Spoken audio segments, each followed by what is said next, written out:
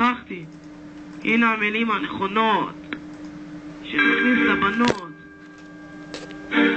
את המלפפון הקטן ויוצא משתיים.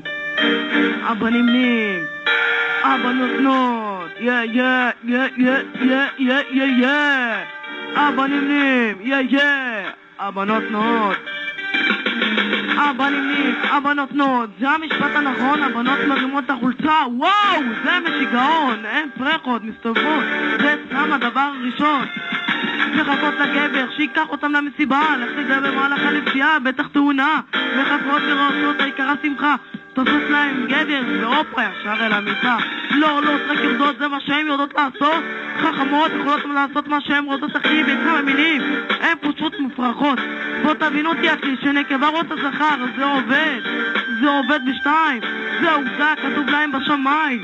אבא נמנים, אבא נותנות. זה המשפט הנכון, הבנות מרימות החוצה. וואו, זה משיגעון. צוות עד שעות מאוחרות ולא מטיסות בשעון, כי העיקר הבילויים זה המספר הראשון. לחכות לגבר שיקח אותם צריך למסיבה, לך תדע מה יקרה במהלך הנסיעה. תופסות להם גבר וישר אל המיטה. אחי, במילה אחת ורק במילה אחת הן מופרכות. אבא נמנים, אבא נותנות.